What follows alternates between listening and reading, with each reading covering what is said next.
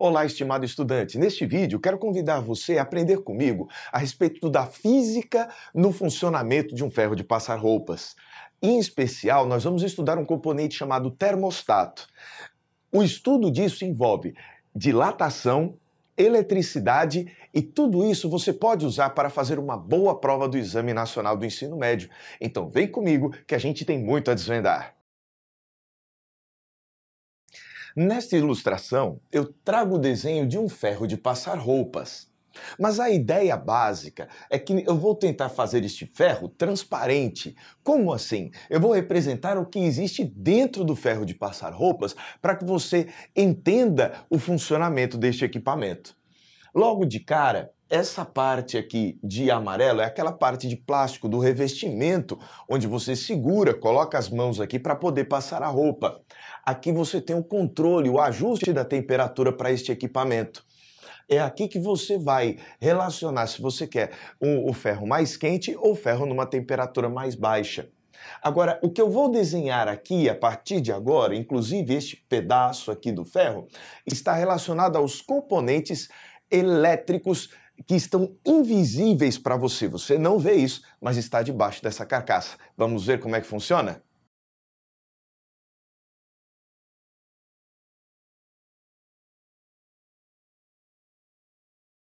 Vamos entender como funciona a passagem da corrente elétrica por este equipamento. Bem aqui, eu vou representar os cabos que vão receber a corrente elétrica. São estes dois aqui.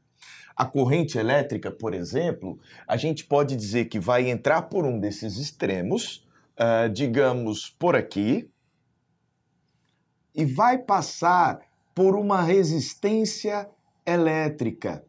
Nessa resistência elétrica, vai haver a transformação da energia elétrica em energia térmica. E é assim que vai acontecendo o aquecimento do nosso equipamento, do nosso ferro de passar roupas.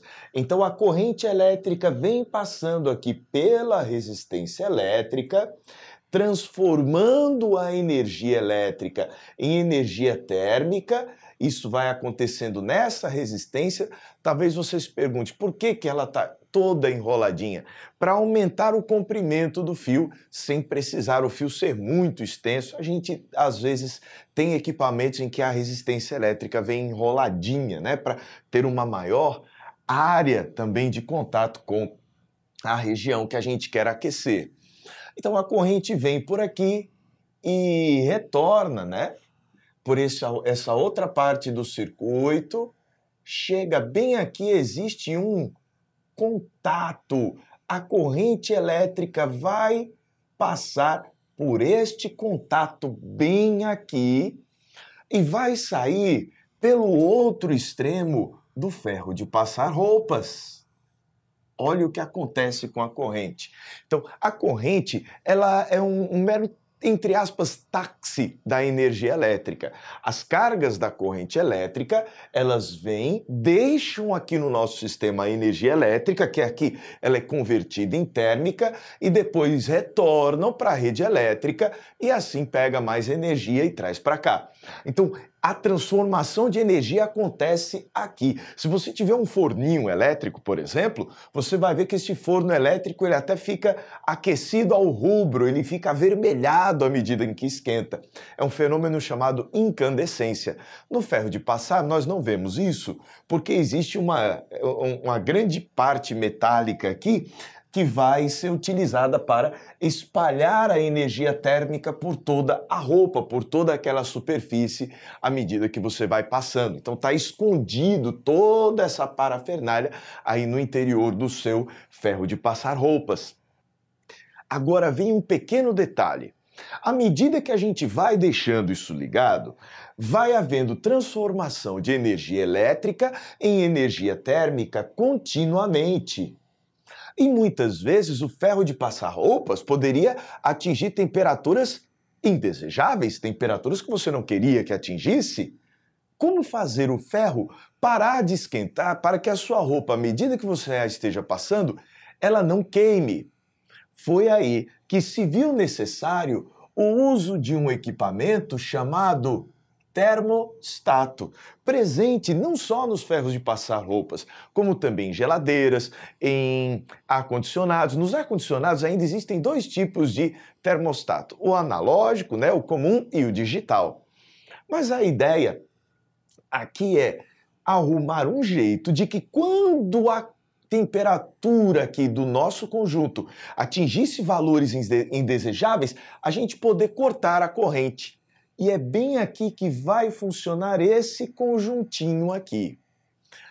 Tá vendo esse pedaço aqui mais escuro que eu desenhei, este cilindro, que está segurando inclusive essa fiação?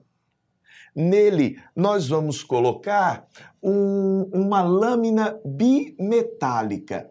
E você talvez se pergunte, o que é isso? Vou até apagar um pouco aqui essa corrente para a gente fazer o desenho. Como o nome já está dizendo, lâmina bimetálica. Lâmina com dois metais, bimetais. Um fundido, né, soldado ao outro, um colado no outro. E dois metais com coeficientes de dilatação diferentes. Em geral, se usa muito o zinco e o ferro. De que maneira? A gente vai colocar bem aqui uma lâmina bimetálica. Eu vou representar o zinco de amarelo, tá aqui. Este aqui é o zinco. Pronto. E este aqui em cima é o ferro. Então, essa lâmina bimetálica tem os dois metais nela. Essa lâmina está presa a este cilindro aqui que eu desenhei de preto. E o que vai acontecer quando nós tivermos o aumento da temperatura no ferro? Bem, para eu continuar, eu vou falar a respeito da dilatação térmica. O que é a dilatação térmica? Quando nós aquecemos os corpos, estes corpos vão tendo suas moléculas mais agitadas. À medida que vai aumentando a agitação dessas moléculas, elas começam a se afastar. Então a dilatação térmica é consequência do afastamento das moléculas, porque tem um aumento no grau de agitação, um aumento em suas temperaturas, mas nem todos os materiais dilatam da mesma forma. Alguns materiais dilatam mais, outros nem tanto.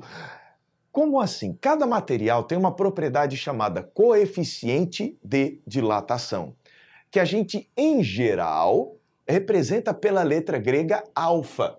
E uma coisa que se sabe é que o coeficiente de dilatação do zinco é maior do que o coeficiente de dilatação do ferro. Qual é a consequência disso? Quando nós aquecemos o ferro e o zinco vai dilatar mais do que o ferro se eles estiverem sujeitos às mesmas condições. O ferro e o zinco, com o mesmo comprimento inicial e sofrendo a mesma variação de temperatura. Mas espera aí, olha o que acontece com esta lâmina bimetálica, onde eu represento de laranja o zinco e de azul o ferro. Elas têm o mesmo comprimento inicial, elas estão sujeitas à mesma temperatura, elas estão juntas. Então o que vai acontecer? Na hora que o conjunto aquecer, o zinco vai dilatar mais do que o ferro. O legal é que quem tem um maior coeficiente de dilatação tem o seguinte comportamento. Ao ser aquecido, dilata mais quem tiver o maior coeficiente de dilatação. E ao ser resfriado, contrai mais, reduz mais. Então, quem tem o maior coeficiente de dilatação é o que sofre maior dilatação quando aquecido e maior contração quando resfriado. Então, funciona nos dois sentidos. Então, olha que legal o que acontece. Na hora que a gente coloca essas duas para aquecer, o zinco vai dilatar mais, mas os dois estão grudados. Como é que isso vai se suceder? Seguinte, quando eu era criança, eu me lembro que as pessoas na praça gostavam de fazer corridas, crianças faziam corridas. E sempre, se a praça fosse redonda, haveria as raias por dentro da praça e as raias mais externas. Ninguém se preocupava, era uma corrida numa praça, com o comprimento da pista, se a ganha é mais curta por dentro ou por fora. Mas eu me preocupava com isso. Então, sempre que tinha uma corridinha dessas, eu fazia questão de ficar nas raias mais próximas do centro da praça. Porque essas raias têm um comprimento menor do que aquelas que estão mais por fora. E a natureza vai fazer exatamente isso com esta lâmina bimetálica. Na hora que houver um aumento da temperatura, estas lâminas vão se curvar. Elas vão se curvar, neste caso aqui, no aquecimento, dependendo se, aqui no caso, se aquecer ela curva para cima e se resfriar ela curva para baixo. E você se pergunta, como assim? Vamos exemplificar.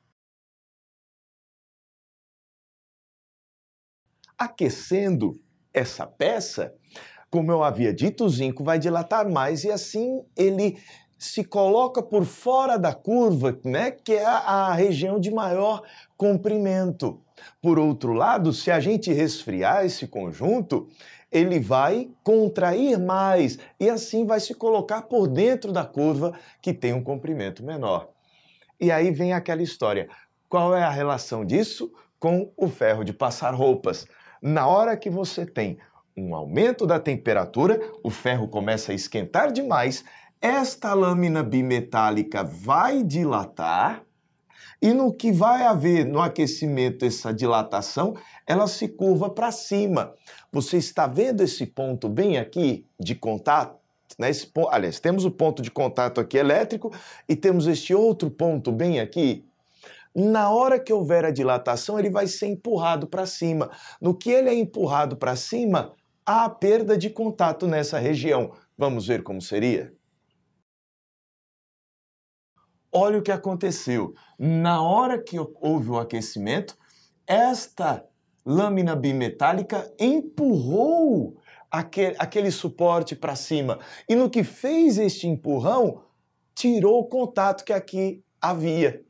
Consequência, deixa de passar corrente, e no que deixa de passar corrente pelo ferro elétrico, ele para o processo de aquecimento.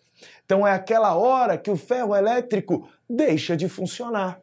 Por quê? Porque essa lâmina bimetálica empurrou aquela peça, onde havia o contato bem aqui, ó, não há mais contato, perdeu o contato, por isso parou a corrente. Aí você fala, pronto, então o ferro vai ficar desligado para sempre? Não, ele não vai ficar. Porque à medida que o tempo vai passando, e você inclusive vai passando a roupa, o ferro começa a resfriar.